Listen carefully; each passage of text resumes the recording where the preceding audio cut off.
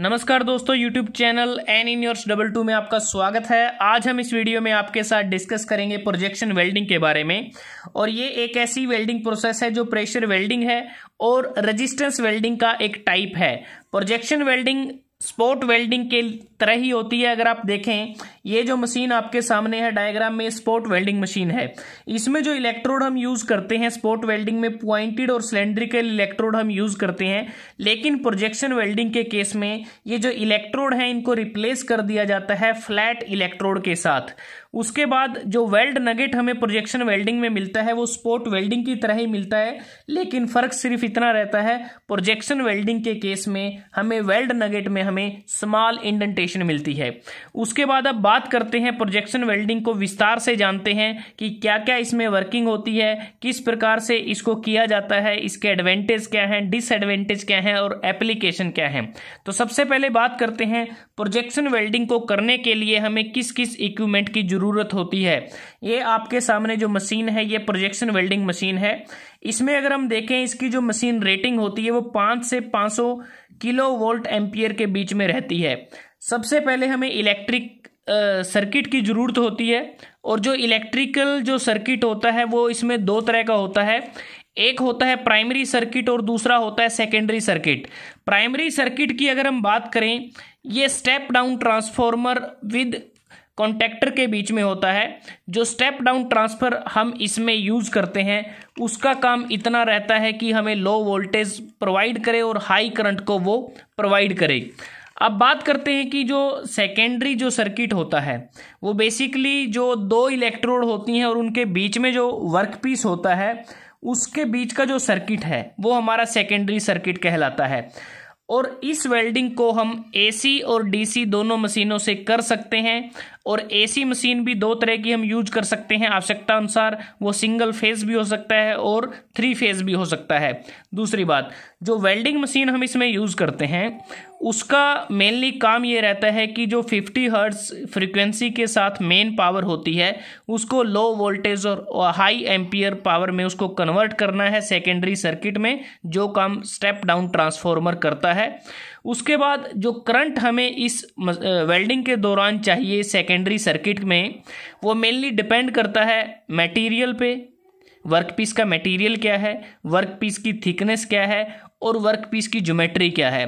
तो इन 3 फैक्टर पे वो डिपेंड करता है। और मेनली जो करंट की जो रेंज रहती है वो 1000 से 1 लाख एम्पियर के बीच में रहती है।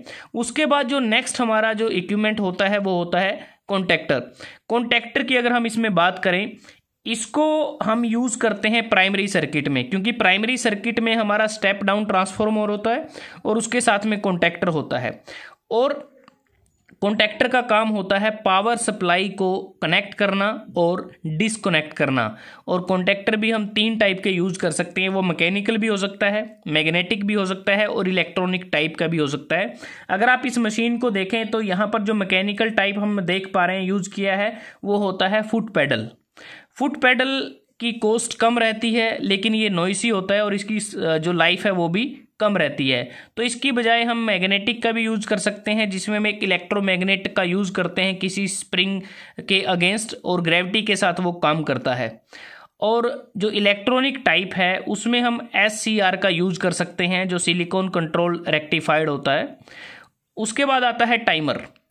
टाइमर की अगर हम बात करें, नाम से ही पता चलता है, जो टाइम ड्यूरेशन को जो सेट करता है। मेनली क्या करते हैं, टाइमर का जो काम होता है वो काम होता है हमारी जो फंक्शन हम करते हैं इस वेल्डिंग के दौरान उसकी सीक्वेंस और ड्यूरेशन को कंट्रोल करना। उसमें क्या क्या होता है, इलेक्ट्रोड का फोर्स और साथ में प्रत्येक जो स्टेजेस होते हैं, जो फेजेस होते हैं वर्किंग के, उसमें टाइम इंटरवल को मेंटेन करना टाइमर का काम होता है। उसके बाद है system for application of desired pressure. मतलब कि वेल्डिंग के दौरान जो हम प्रेशर अप्लाई करते हैं, वेल्डिंग प्रेशर या फोर्स अप्लाई करते हैं, तो उसके लिए हम एक सिस्टम का यूज़ करते हैं। और जो इलेक्ट्रोड फोर्स अप्लाई किया जाता है उसको मैकेनिकली भी कर सकते हैं, हाइड्रोलिकली भी किया जा सकता है, न्यूमेटिकली भी कर सकते हैं और मैग्नेटिकली भी किया जा सकता है। तो ये 4 तरह से हम कर सकते हैं। और जो मैग्नीट्यूड होता है प्रेशर का वो मेनली डिपेंड करता है वर्क पीस की कंपोजिशन पर, वर्क पीस की थिकनेस पर और वर्क पीस की ज्योमेट्री पर वो डिपेंड करता है। और इलेक्ट्रोड फोर्स वेरी करता है as per the need of the process. उसके बाद अब बात करते हैं जो इलेक्ट्रोड हम इस वेल्डिंग के दौरान यूज़ करते हैं। अगर आप देखें, एक अपर इलेक्ट्रोड है, दूसरी लोअर इलेक्ट्रोड होती है, तो इलेक्ट्रोड की स्पेसिफिकेशन हमारी क्या क्या रहती हैं। सबसे पहले हम देखते हैं कि जो इलेक्ट्रोड हैं वो मेनली दो इलेक्ट्रोड हम यूज़ करते हैं, अपर इलेक्ट्रोड और लोअर इलेक्ट्रोड। उसका फंक्शन क्या है, शेप क्या रखी जाती है, मटेरियल क्या होता है, कूलिंग रिक्वायरमेंट क्यों चाहिए और इलेक्ट्रोड टिप का क्या काम होता है। अगर हम सबसे पहले बात करें इलेक्ट्रोड का फंक्शन क्या होता है, इलेक्ट्रोड का मेनली फंक्शन, चार फंक्शन ये परफॉर्म करती है। जो इलेक्ट्रोड होती है वो कंडक्ट करती है वेल्डिंग करंट को वर्कपीस के साथ, उसको लेके आती है, कंडक्ट करती है welding current to the work. दूसरा, इलेक्ट्रोड ट्रांसमिट करती है डिजायर्ड फोर्स को वर्कपीस की तरफ। तीसरा, हीट को डिसिपेट करती है वर्कपीस से। और चौथा, एक जिगिंग एक्शन ये प्रोवाइड करती है। तो ये चार फंक्शन होते हैं। अगर हमें डिजायर्ड करंट डेंसिटी को अचीव करना है, इसके लिए हमें इलेक्ट्रोड को शेप देना जरूरी होता है। तो इस केस में जो शेप होती है वो फ्लैट शेप रखी जाती है इलेक्ट्रोड की। और मटेरियल की अगर हम बात करें, इलेक्ट्रोड को बनाने के लिए हम कॉपर बेस अलॉय का यूज़ करते हैं, क्योंकि हमें जो इलेक्ट्रोड जो मटेरियल होता है वो ऐसा यूज़ करते हैं जिसकी हाइयर इलेक्ट्रिकल और थर्मल रजिस्टिविटी हो और साथ में हमें वो सफिशिएंट स्ट्रेंथ को प्रोवाइड करे हाई प्रेशर पर और साथ में एलिवेटेड टेम्परेचर पर। ये हमारी रिक्वायरमेंट रहती है मटेरियल से कि उसकी इलेक्ट्रिकल और थर्मल रजिस्टिविटी ज़्यादा होनी चाहिए और हाई प्रेशर पर उसकी जो स्ट्रेंथ है वो मेंटेन रहे, साथ में एलिवेटेड टेम्परेचर पर। तो कॉपर बेस अलॉय का यूज़ करते हैं। उदाहरण के लिए अगर हम बात करें, कॉपर बेरिलियम का यूज़ किया जा सकता है, कॉपर टंगस्टन का यूज़ किया जा सकता है। उसके बाद बात आती है कि अगर हमें और ज़्यादा हैवी ड्यूटी वर्क करना है तो इलेक्ट्रोड हार्डर मटेरियल के बनाए जा सकते हैं। अब बात आती है कि हमें इसमें कूलिंग की ज़रूरत क्यों पड़ती है, क्योंकि अगर हम कूलिंग नहीं करेंगे इलेक्ट्रोड की तो उससे क्या होगा कि जो इलेक्ट्रोड है ओवर हीट हो जाएंगी, उनका वियर एंड टियर हो जाएगा और साथ में वो थोड़ा सा एक्सपेंड या स्प्रेड करने लगेंगी इलेक्ट्रोड प्रेशर के कारण। तो इसलिए हमें कूलिंग करने की ज़रूरत होती है। तो प्रोजेक्शन वेल्डिंग में जो इसमें ड्रिल किए होते हैं होल, मतलब कि जो वाटर हमारा ऐसे सेंटर से आता है और ऐसे वो बाहर निकल जाता है, वो दोनों तरफ से बाहर निकल जाता है इस प्रकार, और ऐसे वाटर एंटर करता है। तो मतलब कि वाटर कूलिंग की जाती है, इलेक्ट्रोड की वियर और टियर ना हो और साथ में वो एक्सपैंड ना करे, स्प्रेड ना करे। तो ये इसलिए इसकी वाटर कूलिंग की ली जाती है। उसके बाद आता है इलेक्ट्रोड की टिप। जो इलेक्ट्रोड टिप होती है अगर हम बात करें, उसका यूज़ करते हैं कि हमारा जो इलेक्ट्रोड है वो क्लीन रहे, उस पर कोई डर्ट ना हो, कोई स्केल ना हो। अगर ऐसा रह जाता है तो उससे क्या होगा कि उसकी इम्बेंडिंग हो जाएगी और वो बर्न हो सकती है। तो दूसरी बात, जो इलेक्ट्रोड टिप है उसका जो साइज़ होता है, बेसिकली वो साइज़ रहता है ताकि हमारी जो अलाइनमेंट होती है वर्कपीस के साथ उसको हम अच्छी तरह से मीट कर पाएँ और गुड क्वालिटी का वेल्ड हमें मिल जाए। तो साइज़ होता है जो इलेक्ट्रोड टिप का, वो डिपेंड करता है साइज़ ऑफ स्पॉट वेल्ड, जो वेल्ड हमें मिलने वाला है उस पर डिपेंड करता है। नगट के डायामीटर हमें क्या चाहिए उस पर वो डिपेंड करता है। इसके लिए जनरली हम क्या करते हैं, एक फॉर्मूला हम यूज़ कर लेते हैं कि DN that is equal to 6√T। तो ये जो हमारे पास कहते हैं कि जो डायामीटर होता है एक हिसाब से हमारे पास, तो 6√T। T हमारी होती है मेटल थिकनेस, सीट मेटल की थिकनेस कितनी है mm में। तो ये एक फॉर्मूला हम यूज कर लेते हैं जनरली। उसके बाद अगर हम बात करें, इलेक्ट्रोड स्पेसिफिकेशन हो गई है, प्रोजेक्शन की बात करते हैं, क्योंकि नाम ही इसका प्रोजेक्शन वेल्डिंग है कि नंबर ऑफ प्रोजेक्शन हम कितनी देते हैं। बेसिकली आप याद रखें कि जो प्रोजेक्शन हम प्रोवाइड करते हैं वो वर्क पीस को प्रोजेक्शन प्रोवाइड की जाती हैं। नंबर ऑफ प्रोजेक्शन हमारी जनरली क्या बात करें, 2 और 3 प्रोजेक्शन हम यूज करते हैं वेल्डिंग के दौरान। लेकिन जब हम हैवी मशीन का यूज करते हैं तो उस केस में 4 से 5 प्रोजेक्शन को भी हम एक टाइम में सक्सेसफुली वेल्ड कर सकते हैं।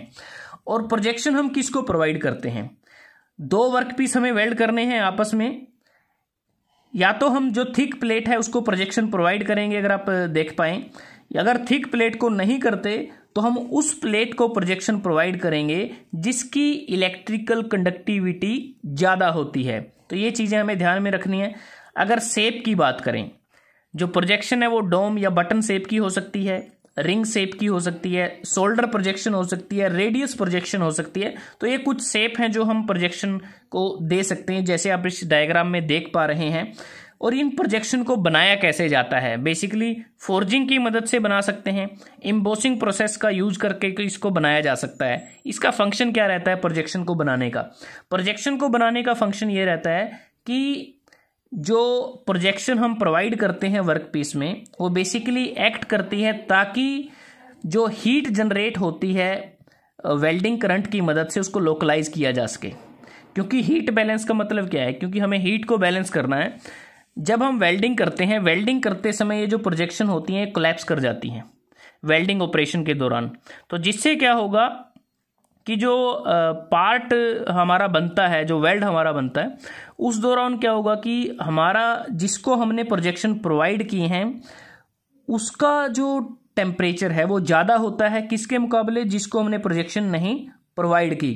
तो यही कारण रहता है जब भी हम प्रोजेक्शन बनाते हैं वर्क पीस के ऊपर प्रोजेक्शन वेल्डिंग में, उसका जो मटेरियल है वो डिसिमिलर मटेरियल रहता है प्रोजेक्शन का, और हायर थर्मल कंडक्टिविटी के साथ उस मटेरियल पे हम बना देते हैं। उसके बाद बात करते हैं वेल्डिंग वेरिएबल। इस प्रोसेस में हमारे जो वेल्डिंग वेरिएबल हैं वो क्या क्या रहते हैं? वेल्डिंग करंट रहता है, टाइम ऑफ करंट फ्लो रहता है, और इलेक्ट्रोड का प्रेशर रहता है। ये 3 इंपॉर्टेंट वेल्डिंग वेरिएबल हैं प्रोजेक्शन वेल्डिंग के केस में। अगर हम बात करें वेल्डिंग करंट की, करंट जैसे हमने शुरुआत में आपको बताया कि इस केस में जो करंट है वो 1000 से 1 लाख एम्पियर के बीच में हो सकता है। क्योंकि इसमें क्या होता है कि जो इक्वेशन अगर आप देखें H = I²RT, मतलब कि जो हीट जनरेट होती है मेनली ज़्यादातर वो डिपेंड करती है करंट पे, क्योंकि करंट क्या है I² में है। R हमारा अगर देखें रेजिस्टेंस है, और टाइम है, हम कितने टाइम ड्यूरेशन के लिए इसको हमने फ्लो किया है। AC और DC हम दोनों यूज़ कर सकते हैं, और AC का हम तब DC का तब यूज़ करते हैं जब हमें हैवी करंट की ज़रूरत होती है। और मोस्टली हम यूज़ करते हैं single phase AC of main frequency 50 hertz का इसमें यूज़ किया जाता है। और उसके बाद जो DC मशीन अगर हम यूज़ करें उस केस में जो रेट ऑफ करंट राइज और फॉल है उसको हम ईजिली प्रोग्राम कर सकते हैं, ईजिली कंट्रोल कर सकते हैं इलेक्ट्रॉनिकली कंट्रोल सिस्टम की मदद से। अब बात आती है कि जो वेल्डिंग करंट हमने बात की है, वेल्डिंग करंट डिपेंड करता है साइज ऑफ वेल्ड नगेट पे कि वो बनेगा या नहीं बनेगा, क्योंकि जो हीट जनरेट होती है वो फास्टर होती है देन डिसिपेशन, कि हीट जनरेट जल्दी हुई है लेकिन उसका डिसिपेशन थोड़ी देर में होता है। उसके बाद आता है वेल्ड जो टाइम ऑफ करंट फ्लो है, मतलब कि जो टाइम इन्वॉल्व होता है हमारा वेल्डिंग में, वो टाइम ऑफ करंट फ्लो या वेल्ड टाइम दोनों हम बोल सकते हैं, उसको हम कंट्रोल कर सकते हैं इलेक्ट्रॉनिकली, मैकेनिकली, मैनुअली उसको कंट्रोल किया जा सकता है।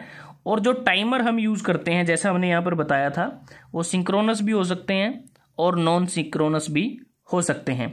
और जो इलेक्ट्रोड प्रेशर है, इलेक्ट्रोड प्रेशर हमारा इलेक्ट्रोड की मदद से अप्लाई किया जाता है, और application of pressure through the electrode on the work piece वो एंश्योर होता है जब हमारा जो इलेक्ट्रिकल सर्किट कंप्लीट हो जाता है।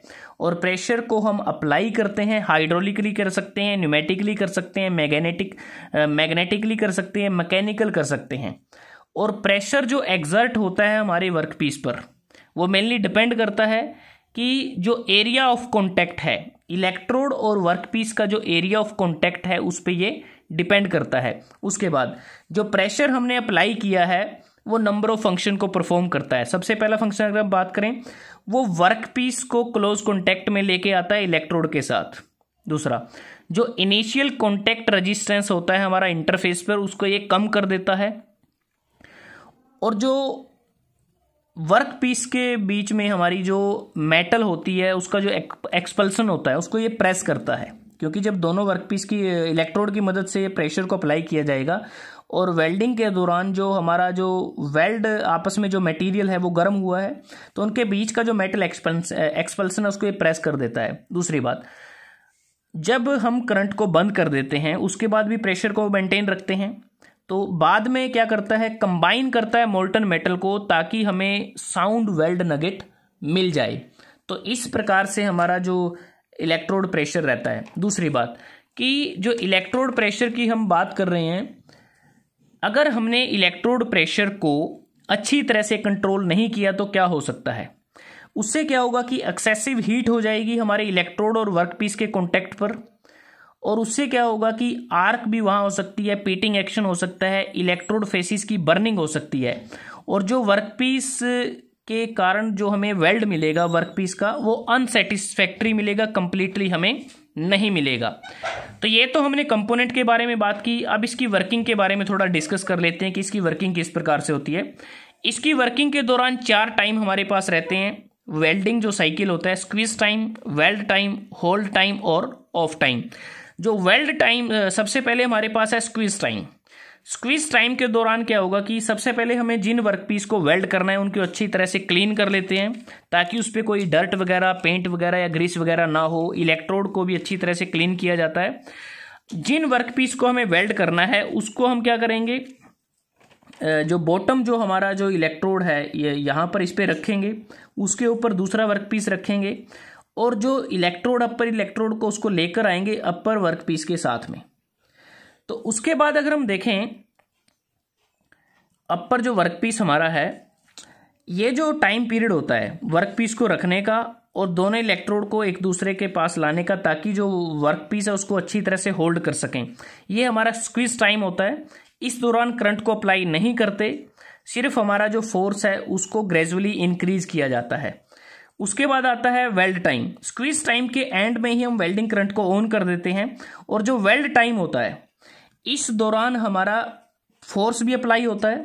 जो फोर्स अप्लाई करेंगे इलेक्ट्रोड की मदद से वो कांस्टेंट रहता है और जो करंट है वो करंट हमारा ऑन रहेगा और करंट तकरीबन हम 0.6 सेकंड से 3 सेकंड तक उसको अप्लाई करते हैं।